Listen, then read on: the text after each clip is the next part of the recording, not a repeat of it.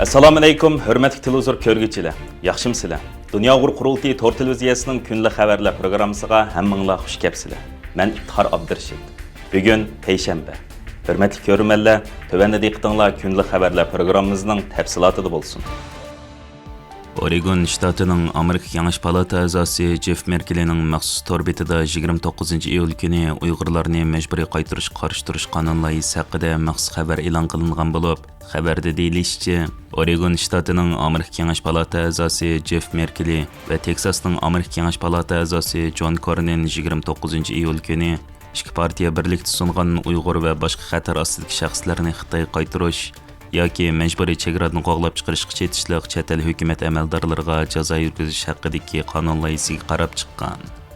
Uyg'urlarni majburiy qaytarishning oldini olish qonuni bu yil beshida hukumatlarning Uyg'urlarni majburiy holda Xitoy qaytarib berganlik to'g'risidagi dokladdan keyin bu hukumatlarning qilgani xalqaro qonun va asos kishilik huquqqa bevosita daxl taruz qilganlik deyilib, bu hukumatlarning munosabatli kishilarga jazo yurgizish qonun loyihasi tayyorlangan edi. Bu asosda yanım ilgirilgan holda Uyg'urlarning davomli Xitoy hukumatining qul amgiki va ig'ir kishilik huquq dafsanchiligiga duch kelganligini, Xitoy hukumatining Uyg'urlarni davomli xo'rlaganligi o'ttirib qo'yilgan. Oregon shtatining Amerika Kengash palata a'zosi Jeff Merkel mundaq deydi: Uyg'urlarni Xitoyga majburiy qaytarish kishilik huquqni nomussiz dafsan qilganlik.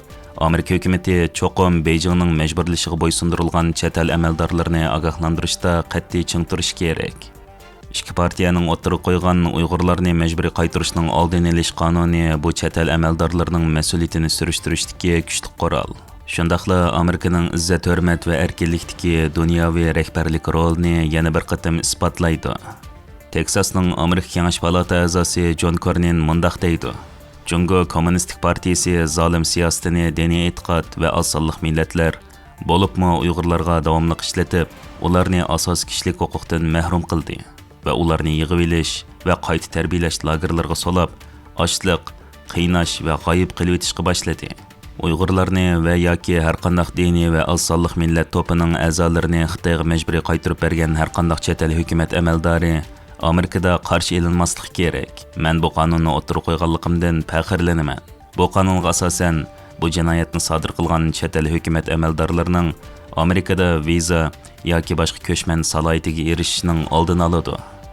Merkel Kengash palatasi Tashqi ishlar munosabatlar komitetining yuqori darajalik a'zosi va parlamentning Xitoy ishlar ijroiya komitetining sobiq raisi bo'lish sifati bilan Uyg'ur, Hong Kong, Tibet va boshqa mazlum xalqlarni nishon qilgan Xitoy hukumatining bostirishiga qarshi turish uchun bo'shashmay tirishchanlik ko'rsatdi.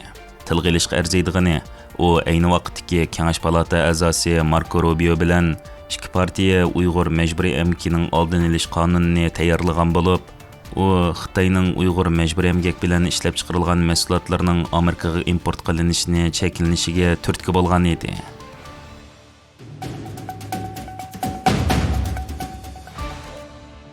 Amerikada chiqadigan xabar milliy gazeti Uyg'urlar millat sifatida irqiy qirg'inchilikqa duch kelyotidi degan temada maxsus maqola e'lon qilgan.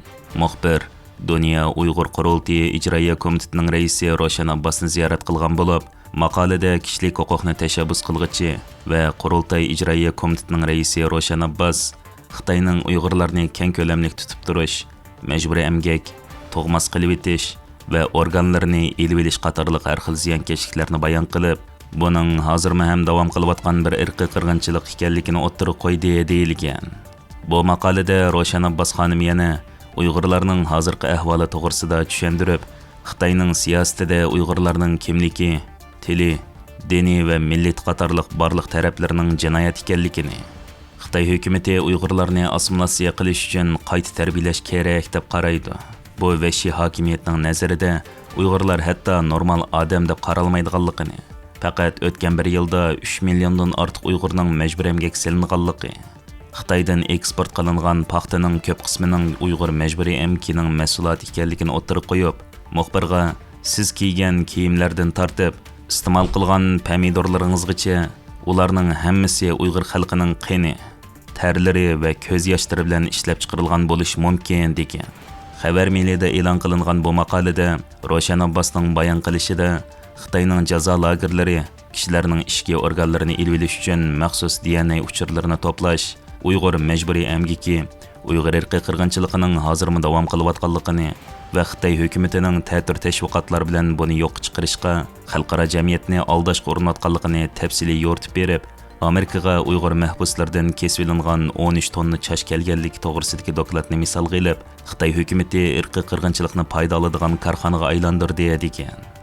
Roshan Abbos mazkur maqolaning oxirida dunyoning bu vahshiylik parvo qilmaganligini, zulmning insonlarning sukut sababidan davom qilayotganligini ta'kidlab, xalqaro jamiyatni bo'libmi g'arbdagi demokratik davlatlarni Xitoyning mas'uliyatini surishtirishga va iqtisodiy manfaat uchun munosabatni normallashtirishni to'xtatishga chaqiriq qilgan. Hurmatli ko'ruvchilar, yuqorida diqqatingizga kunlik xabarlar programmamizning tafsilotini sundik. Kelar qitimliq sonimizgacha ko'rishgich omon bo'lgaysizlar. Stansiyamizning YouTube kanaliga a'zo bo'lishni unutmang.